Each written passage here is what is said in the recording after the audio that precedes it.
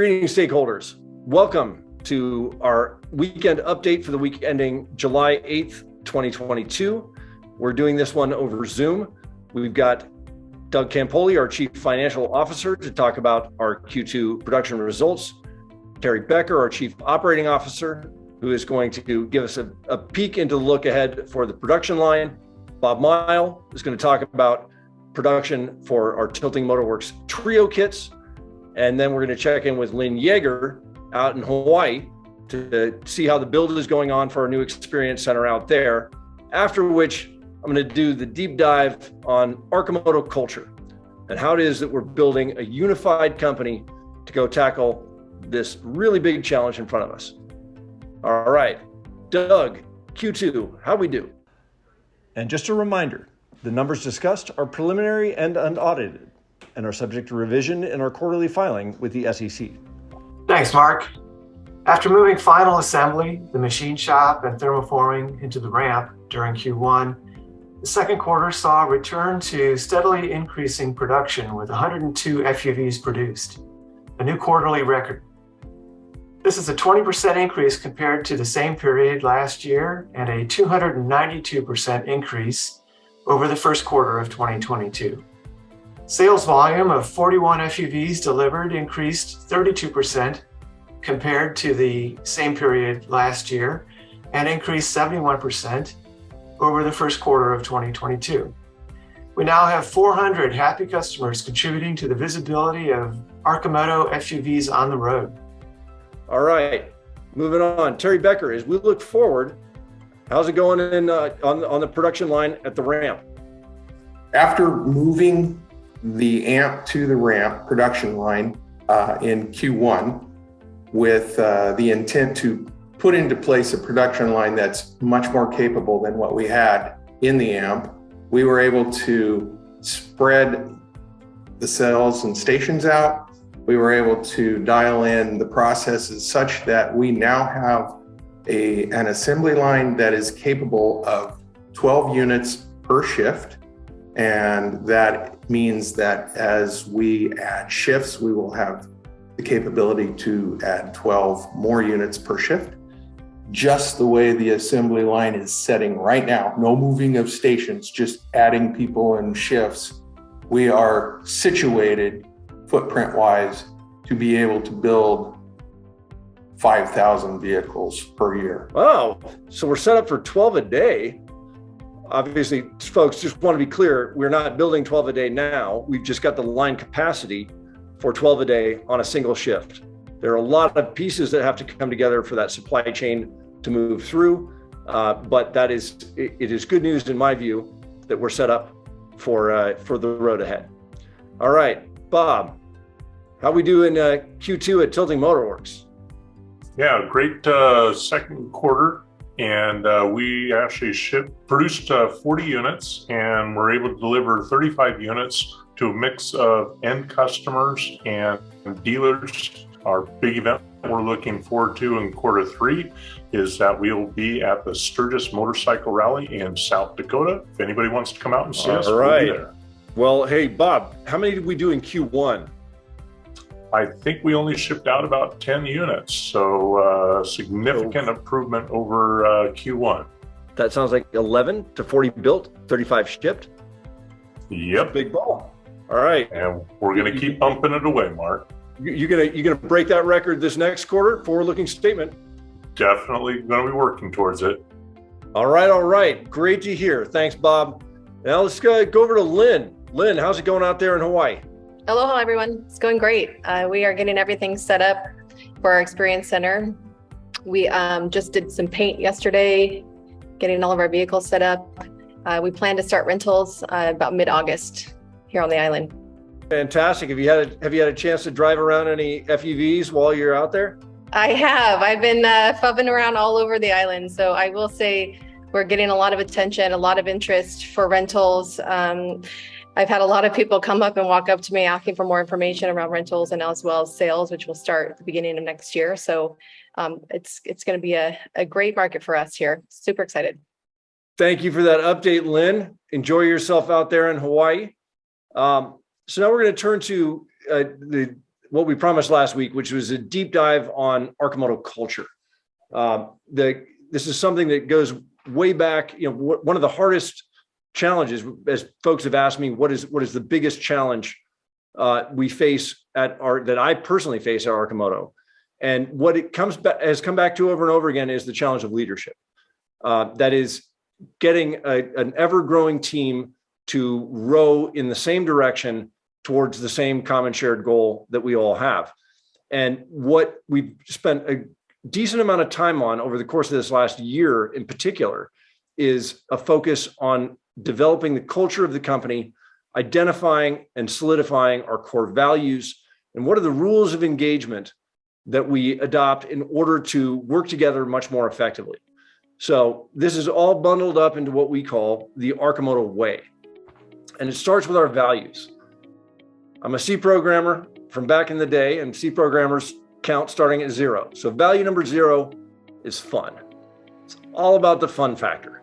Fun is that vivacious spark of life that we aim to ignite in ourselves and in our teammates. It's the joy that we aim to bring to our customers. And if we're not having fun, it's going to show up in the work that we do. So also, if we're not having fun, what's the point of the exercise? People first is about the health, the growth, the learning of ourselves, of our teammates, of our communities, and of the world. It's about treating people with respect. It's about the importance of ideas, not rank. It's about really caring for each other as we care for the planet. Continuous improvement is something that we got from the Toyota way a long time ago, which is that no part, no process, no product is sacred, no idea. Everything is subject to continual iterative improvement and refinement. And so we aim every day to look at how we operate, what we do, and improve every day what we're going after. Environmental efficiency, sort of the name of the game. It's the point of the exercise. It's first and foremost about lightening the footprint of transportation on the world, but ultimately it's about inspecting every part, every process, every movement and transportation of goods to identify inefficiencies, to identify waste, and to move that out of the process of what we do. Peer esprit is all about teamwork. A peer is someone who is on a level. Esprit is that quality of being witty, vivacious, and present. And together, that's the essence of teamwork makes the dream work. And of course, we got to hustle. Planet's not waiting around, and neither are we. A-team players demand the highest performance standards of ourselves and of each other. And it's what's going to get the job done. And resilience is a mixture of grit and flexing with the ever-changing flow. It's perseverance, but it's also a willingness to listen, a willingness to learn, a willingness to grow. Those are the core values. The core values are sort of our shared agreement. Core values are our measuring yardsticks by which we make decisions at the company. Jess Jessup, who's our Arcimoto's fellow, said I needed to make some rules. So my dad had Dave's rules of orders. Elon's got his rules. So he said, Mark, you need to make some rules. So I made some rules. And these are the rules, basic rules of engagement, or rules of thumb to improve how we relate with one another. Rule number 0 is take a hike. And what that means is, when we go outside, when we go out into nature, we remember what it is that we're fighting for. It's also a great way to get some distance from a particularly vexing, challenging problem or a problem communication that we might have with one another. It's also a great thing we can say to each other when things get too heated: take a hike. Correct the record is critical for any company, but incredibly critical for a vehicle company. So the default mode is to identify errors, document, correct, implement the fix, and get it out as quickly as possible to all of our customers. And that has to do with our communication processes. It has to do with what we build. Correct the record. Step forward. The hardest part of every run I ever go on is putting on the shoes and walking out the door. So this is a step forward is about taking the first step. It's about taking the next step. It's about, because it's at the conclusion of all those steps that the job is done. And so step forward is about, is a just real simple rule about self-motivation and making sure that we make crisp handoffs with our teammates. Sing it is about clarity of communication. It's about putting the TLDR right at the top, right in the subject line, right in the text message, so that the most important distilled information gets communicated right away. Save the preamble and the ramble for what comes after. There's a lot more detail that can expand, but sing it. Imagine you're putting it in a song lyric. Repetition works. Patient repetition fosters a learning environment. It is what helps smooth over errors in communication. We all come from lots of different places, different languages, different geographies. And so that attitude of patient repetition is ultimately what helps us communicate much more effectively with one another. Keep it simple, keep it close to a home is another aspect of efficiency. It's just as we are constructing our plans, as we are constructing our products, simple processes and products are more durable. Simple things that are closer to a home are much easier to address and require a lot less gas to burn to get there. Speak problems as solution questions is all about framing challenges and obstacles in a way that invites solutions from our teammates. There's often a tendency to speak problems as blocks, as roadblocks in order to stop progress. But when you frame a problem as a solution question, it invites your teammates to provide those solutions that you might not have. It's the difference between saying, the sky is falling, and how can we turn this whole sky falling thing into a profit opportunity? Apply snark judiciously.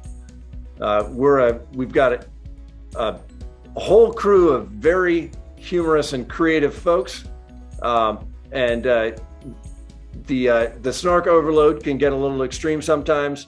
It's all about finding the right timing for the right zinger. And finally, ride for the brand. Ride for the brand is an old cowboy poem. It's linked in the description of the video, but it speaks to really the essence of connecting our heart and our soul with the work that we do. It's about making sure that we don't let any last stray go unfound, that we put in the effort that's needed to see the mission to success. And so with that, I'm going to sign off. Be sure to tune in over the next couple of weeks. We got some big events happening here in our hometown. Got the Oregon Country Fair this weekend, where Arcimoto is helping out, moving people around. And the World Track and Field Championships start the following week. We'll be sharing on the weekend updates over that time, some of our big picture goals and progress over the course of the year, and share a little bit more about how the cultural underpinnings of the company inform the structure and organization of the company as we grow. I hope you all have a beautiful weekend. Thank you very much for your ongoing support. Cheers.